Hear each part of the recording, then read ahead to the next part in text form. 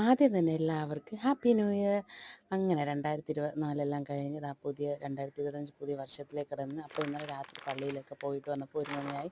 അങ്ങനെ താമസിച്ചാണ് വന്നത്. അങ്ങനെ പിന്നെ പിള്ളേർ കിടന്ന് ഉറങ്ങി, രാവിലെ കഴിക്കാനൊക്കെ താമസിച്ചു. അപ്പോൾ പിന്നെ ഞാൻ വെച്ച് ഇന്ന് ബിരിയാണി ഉണ്ടാക്കാമെന്ന്. അങ്ങനെ കുറച്ച് ചിക്കൻ എടുത്ത് കറി വയ്ക്കാനും പിന്നെ കുറച്ചെടുത്ത് പൊരിക്കാനായിട്ട് എടുത്ത് വെച്ച്, പിന്നെ അടുപ്പിൽ ഉരുളിയൊക്കെ വെച്ചിട്ട് പിന്നെ സവാള എല്ലാം വഴറ്റി മസാലപ്പൊടികളെല്ലാം ഇട്ട് ചിക്കൻ വയ്ക്കാമെന്ന് വിചാരിച്ച്. പിന്നെ അത് കഴിഞ്ഞിട്ട് പിന്നെ അടുപ്പിലാണ് ഞാൻ പിന്നെ ബിരിയാണി വയ്ക്കാമെന്ന് വിചാരിച്ചത്. അടുപ്പിലപ്പോൾ കുറച്ച് ഇരട്ടയൊക്കെ കിടന്നു അടുപ്പിൽ വയ്ക്കാമെന്ന് വിചാരിച്ച്.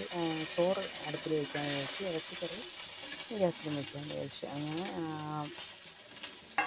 അങ്ങനെ പിന്നെ എല്ലാം വഴറ്റിയൊക്കെ എടുത്തിട്ട് പിന്നെ ചിക്കനിന് മുളക് പൊടിയും മഞ്ഞൾപ്പൊടിയും ഉപ്പൊക്കെല്ലാം പുരട്ടി വെച്ചിട്ട് അങ്ങനെ അതും കൂടെ ഒക്കെ ഇട്ട് അങ്ങനെ കറി ഇവിടെ തിളയ്ക്കുന്നു. പിന്നെ ഉള്ളിയിലിടാൻ വേണ്ടിയാണ് മാറ്റി വെച്ചത്.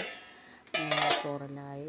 ബിരിയാണിയും വെച്ച്, പിന്നെ ഇറച്ചിക്കറിയൊക്കെ വെച്ച്, ഇറച്ചിക്കറിയും വെച്ച് അങ്ങനെ അതെല്ലാം എടുത്ത് മോളാണ് വീഡിയോ എടുത്ത് തരുന്നത്. അങ്ങനെ പിന്നെ സലാഡ്, പിന്നെ കുറച്ച് ചിക്കൻ ഞാൻ പൊരിച്ചല്ല, പിന്നെ ചിക്കനും പപ്പടം പിന്നെ അച്ചാറും ഉണ്ടായിരുന്നു. അത് കാണിക്കാൻ മറന്നു, പക്ഷെ നാരങ്ങ വെച്ചത്.